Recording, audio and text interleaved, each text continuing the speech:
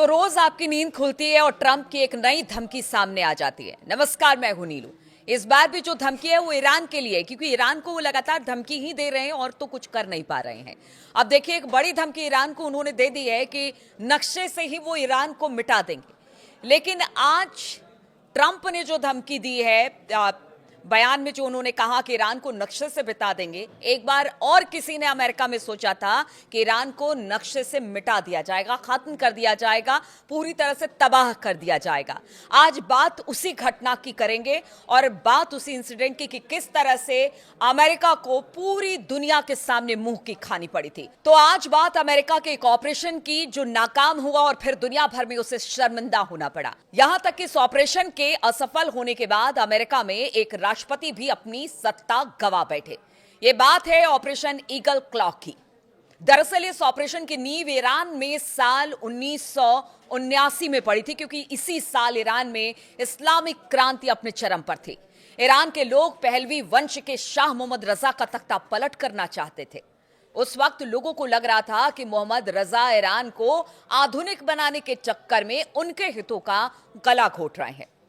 पहले उन्होंने इस विरोधी स्वर को दबाने की कोशिश की, लेकिन जब शाह मोहम्मद रजा के खिलाफ उनके समर्थन में जो थे वही उनके खिलाफ हो गए, तो आखिरकार उन्हें देश छोड़कर अमेरिका चले जाना पड़ा और आज भी वो अमेरिका में ही निर्वासित जीवन जी रहे हैं। अब मुश्किल अमेरिका के सामने आ पड़ी कि वहां से दहलवी तो चले गए, लेकिन अब क्या होगा, क्योंकि इसी दौरान उनके तेहरान दूतावास पर कब्जा कर लिया ईरानियों ने। अमेरिकियों को बंधक बना लिया गया। अमेरिका से कहा गया कि वो मोहम्मद रजा को उनके हवाले कर दे, लेकिन ताकत के मद में चूर अमेरिका नहीं माना और इस जिद का परिणाम यह हुआ कि करीब 444 दिन, जी हां, 444 दिन तक अमेरिकी लोग राजा के विरोधियों के बंधक बने रहे। हालांकि इतने दिनों तक अमेरिका हाथ पर हाथ धरे बैठा रहा। तत्कालीन अमेरिकी राष्ट्रपति जिमी कार्टर समेत कई अधिकारियों ने बात की कोशिश की, लेकिन कुछ बात नहीं बन पाई, सिर्फ निराशा ही हाथ लगी। विरोधी केवल मोहम्मद रजा की वापसी की मांग कर रहे थे। अमेरिका ने कहा कि वो रजा पर अपने देश में ही मुकदमा चलाएंगे, यानी अपनी बात थोपने की ईरान के लोगों पर कोशिश की, लेकिन ईरान ने मना कर दिया। फिर अमेरिका ने ईरान से बंधकों को छुड़ाने के लिए ऑपरेशन ईगल क्लॉ लॉन्च किया। और देखिए, ईगल क्लॉ क्यों आखिर हमेशा से एक दाग बना अमेरिका के लिए, आज बात उसी की कर रहे हैं। तो मिशन के तहत अमेरिकी सैनिकों को रात के समय चुपके से जाकर अपने नागरिकों को बचाना था। 24 अप्रैल 1980 को अमेरिका दस्ता निकला, लेकिन रेतीले तूफान ने अमेरिका को घुटनों पर लाकर खड़ा कर दिया। कई हेलीकॉप्टर दुर्घटनाग्रस्त हो गए और 8 अमेरिकी सैनिक मारे गए। अमेरिका ने मिशन टाल दिया और कूटनीतिक तरीके से काम को अंजाम देने को सोचा।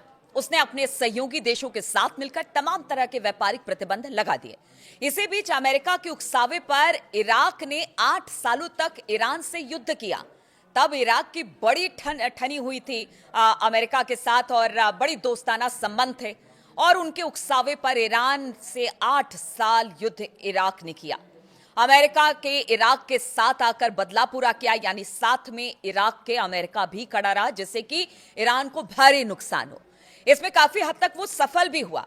फिर ईरान ने यूनाइटेड नेशन से सहयोग मांगा।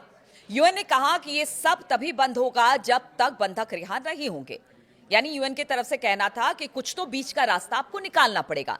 फिर 1981 की शुरुआत में अल्जीरिया के राजनयिकों ने ईरान और अमेरिका के बीच बातचीत में मध्यस्थता की, और इसी बीच अमेरिका में 20 जनवरी 1981 को अमेरिकी राष्ट्रपति रोनाल्ड रीगन ने शपथ ली। फिर अमेरिका ने ईरान के ऊपर से तमाम प्रतिबंध हटाए। फिर उधर ईरान ने बंधकों को रिहा कर दिया।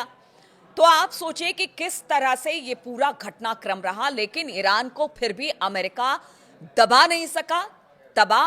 तो चलिए ठीक है, थोड़ा बहुत नुकसान तो हुआ, लेकिन ईरान पर कब्जा नहीं कर पाया और उसमें वो असफल हुआ। और ये इतिहास में सबसे बड़ी सैन्य असफलता अमेरिका के लिए कही जाती है। अब देखिए, इस बार भी ऐसा ही हो रहा है।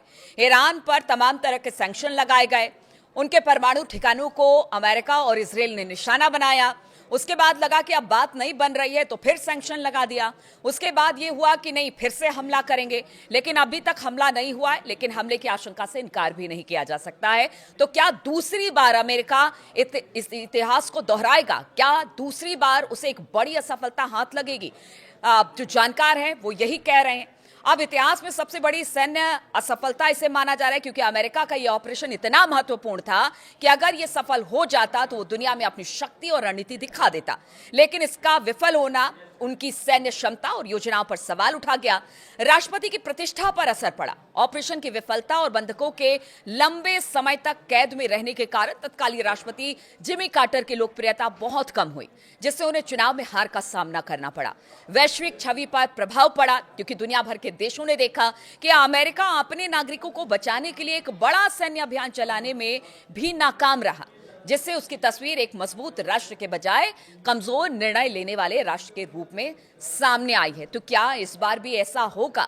क्या ट्रंप भी वो राष्ट्रपति बनेंगे जिनको लेकर कहा जा रहा है कि जिस तरह के फैसले ट्रंप ले रहे हैं, वो फैसलों को लेकर क्या अमेरिका को इसी तरह से पीछे धकेलेंगे? बात और सवाल बहुत हो रहे हैं।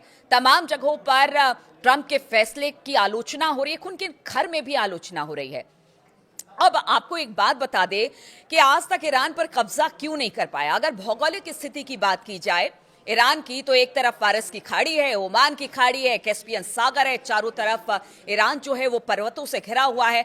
बड़ा मुश्किल होता है किसी देश को उस पर हमला करना और उस पर हमला करके उस पर कब्जा करना। अब देखिए, बहुत सारे जो आक्रांता थे उनका साम्राज्य भी यहाँ पर स्थापित नहीं हो सका। रोम, मंगोल, अरब, तुर्क लगातार कोशिश करते रहे कि वो ईरान पर किसी तरह से कब्जा करे, लेकिन वो सफल नहीं हुए। एक बार फिर से अमेरिका वही गलती दोहराने जा रहा है। अमेरिका ने अपनी तैयारी पूरी कर ली है, ईरान को लगातार धमकी दी जा रही है, लेकिन क्या एक जो बड़ी विफलता अमेरिका के खाते में है, क्या अब दूसरी विफलता भी ईरान को लेकर अगर अमेरिका हमला करता है तो उसके खाते में दर्ज होगी? सवाल आने वाले समय में यही उठ रहे हैं।